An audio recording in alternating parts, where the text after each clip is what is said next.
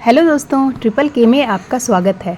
लालच बुरी बला है, यह लोकोक्ति तो सभी ने सुनी होंगी और इससे जुड़ी कई कहानियाँ भी सुनी होंगी। तो आज एक नई कहानी लेकर आई हूँ। आगे बढ़ने से पहले चैनल सब्सक्राइब कर लीजिएगा।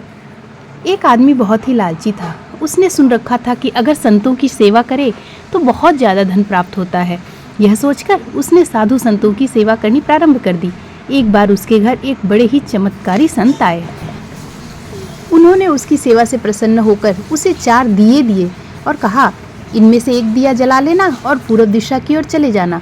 जहाँ यह दिया बुझ जाए वहाँ की ज़मीन को खोद लेना, तुम्हें काफ़ी धन मिल जाएगा। अगर फिर तुम्हें धन की आवश्यकता पड़े तो दूसरा दिया जला लेना और पश्चिम दिशा की ओर चले जाना। जहाँ यह दिया बुझ जाए वहाँ की ज़मीन खोद लेना, तुम्हें मन चाही माया मिलेगी। फिर भी संतुष्टि ना मिले तो तीसरा दिया जला लेना और दक्षिण दिशा की ओर चले जाना।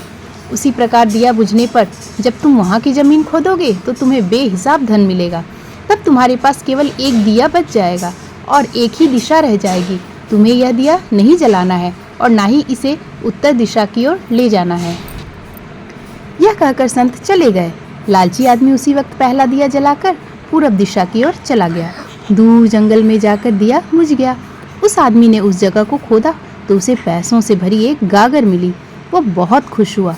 उसने सोचा कि इस गागर को फिलहाल यहीं रहने देता हूँ, फिर कभी ले जाऊँगा। पहले मुझे जल्दी ही पश्चिम दिशा वाला धन देख लेना चाहिए। यह सोचकर उसने दूसरे दिन दूसरा दिया जलाया और पश्चिम दिशा की ओर चल पड़ा। दूर एक उजाड़ स्थान में जाकर दिया बुझ गया। वहाँ उस आदमी ने जब जमीन खोदी तो उसे सोने की मोहरों से भरा एक घड़ा मिला। उसने घड़े को भी यही सोचकर वहीं रहने दिया कि पहले दक्षिण दिशा में जाकर देख लेना चाहिए। जल्दी से जल्दी ज़्यादा से ज़्यादा धन प्राप्त करने के लिए वह बेचैन हो गया। अगले दिन वह दक्षिण दिशा की ओर चल पड़ा। दिया एक मैदान में जाकर बुझ गया। उसने वहाँ की ज़मीन खोदी तो उसे हीरे मोतियों से भरी 2 पेटियाँ मिली। वह आदमी अब बहुत खुश था। तब वह सोचने लगा, अगर इन तीनों दिशाओं में इतना धन पड़ा है तो चौथी दिशा में इससे भी ज़्यादा धन होगा। फिर उसके मन में ख्याल आया कि संत ने उसे चौथी दिशा की ओर जाने के लिए मना किया है। दूसरे ही पल उसके मन ने कहा, हो सकता है उत्तर दिशा की दौलत संत अपने लिए रखना चाहते हो। मुझे जल्दी से जल्दी उस पर भी कब्जा कर लेना चाहिए। ज़्यादा से ज़्यादा धन प्राप्त करने की लालच ने उसे संतों के वचनों को दोबारा सोचने ही नहीं दिया।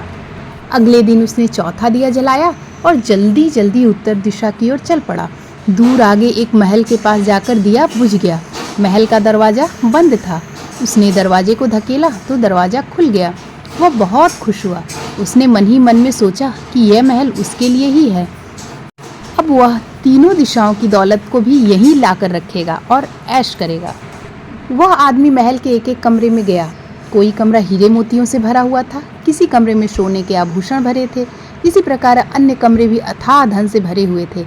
वह आदमी चकाचौंध होता जाता और अपने भाग्य को शाबाशी देता।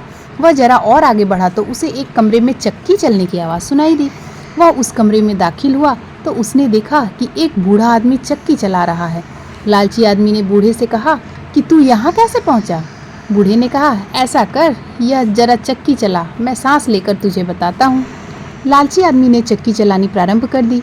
बूढ़ा चक्की से हट जाने पर ऊंची आवाज़ में हंसने लगा। लालची आदमी उसकी ओर हैरानी से देखने लगा। वह चक्की बंद ही करने लगा था कि बूढ़े ने खबरदार करते हुए कहा, ना ना, चक्की चलानी बंद ना करना।